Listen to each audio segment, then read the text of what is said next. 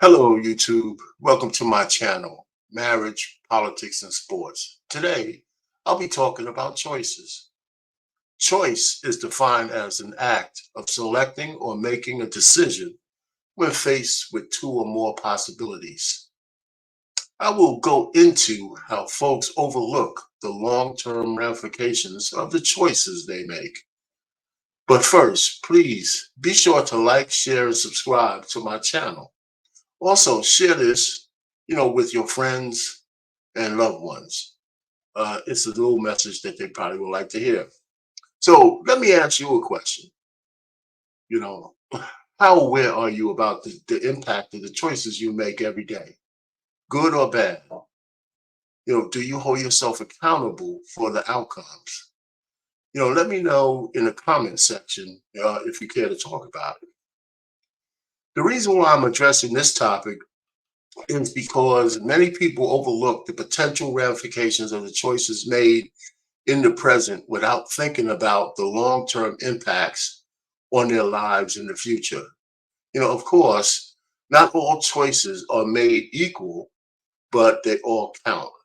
Most of us make choices subconsciously throughout the day, and that makes sense. Nobody wants to be thinking about every minor decision throughout the day. You'll never get past the day.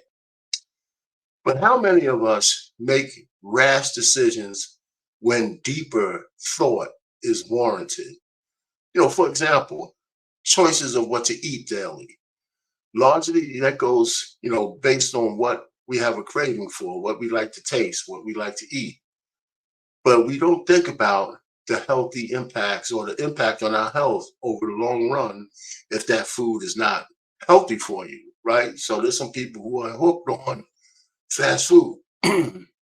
So, they don't think about how that's going to hurt them later on. And there's people who eat healthy because they do think they want to be healthy when they're in the older age. Okay, so that's the reason why we're bringing this up.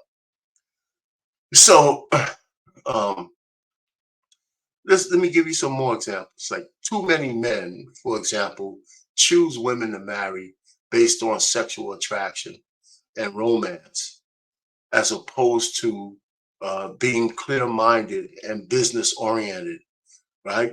Getting married is one of the most important commitments a person is going to make throughout their lifetime.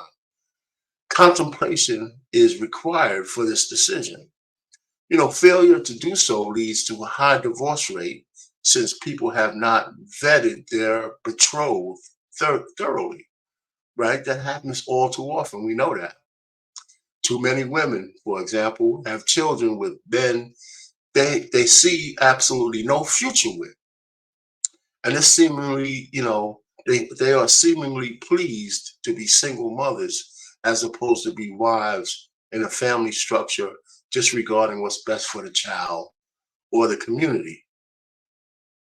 Both men and women have huge choices, make huge choices without any foresight to the ramifications into the future. So this is not a woman thing, it's not a man thing. All humans do this. So if you got this far, because this is not going to be a long one, I want you to think about a few decisions that you've made, that strengthen your life or the ones that weakened your life, right? So it's something for you to think about, even after you hear this. For example, here's my own anecdotal experience.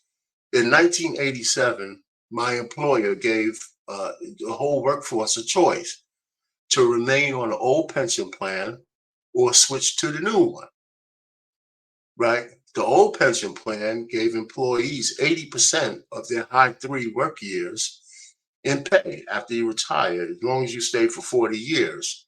They took off 2% for every year less than 40 once you became, reach retirement eligibility. The new plan was based on Social Security, and it only offered 30% of high three plus a Social Security check. So what that made you do had to be more put more money in your thrift savings plan to make the difference. I chose to stay on the original plan. And it turns out now that I'm retired, that was the best decision, I've made in a professional way in my whole life. Just my retirement plan is pretty damn good. And the reason why I know this is all my contemporaries who switched when they were faced with the choice to a man, to a woman, they all regret switching, right? So that's how I know that I made the right choice. So I'm going to leave you with a poem by Robert Frost.